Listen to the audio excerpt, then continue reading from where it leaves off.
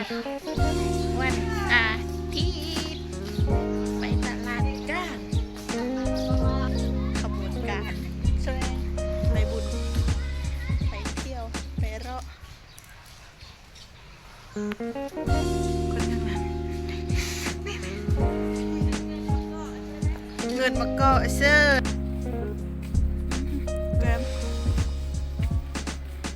แกมมีเหนียงเอาทางนี้หรือไปทางนั้นเดี๋ยวมาอยู่ประเทศไทยลำบากเรื่องการใช้เงินบาทบาทมี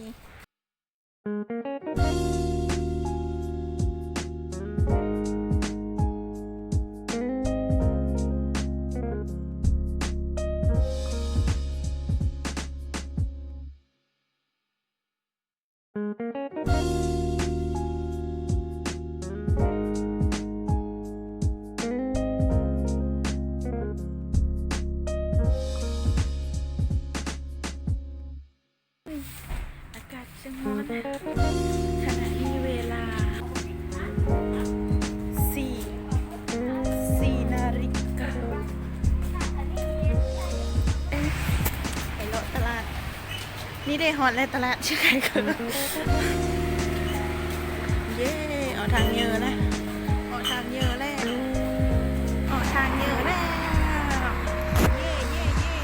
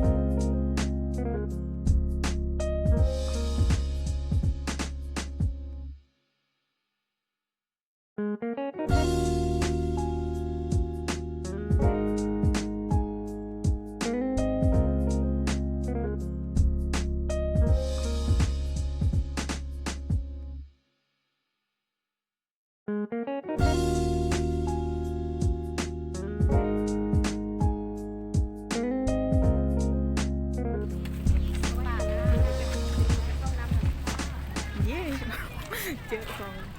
นี่เสื้อผ้าอันนี้ราคามือนึงซื้อของเล่นในห้างนี่เสื้อไปเลยอ่ะซ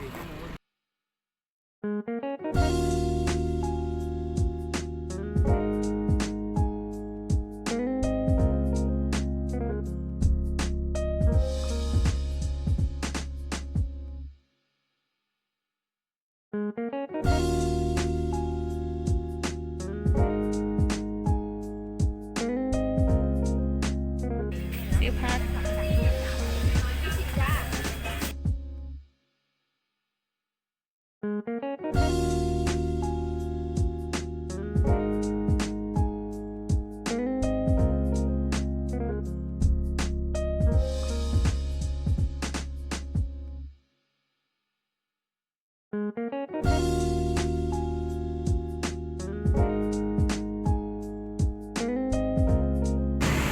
เย่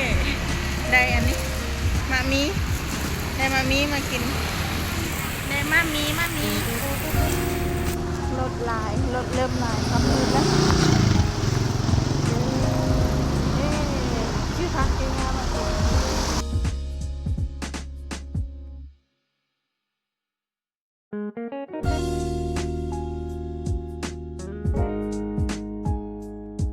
น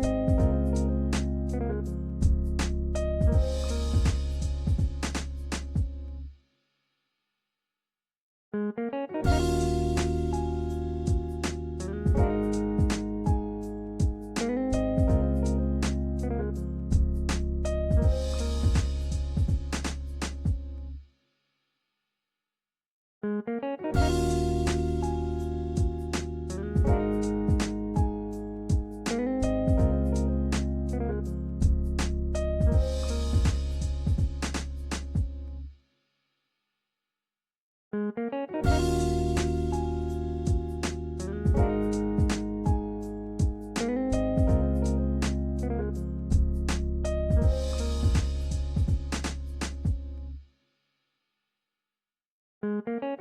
ังจากพบกับความวุ่นวายรถ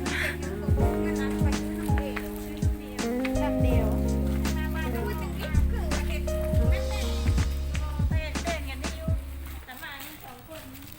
มันนักเพิ่ม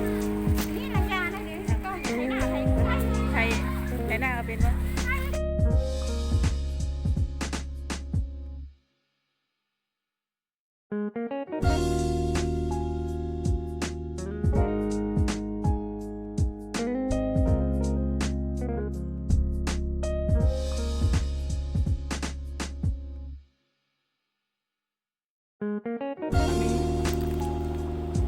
ข้าวเหนียว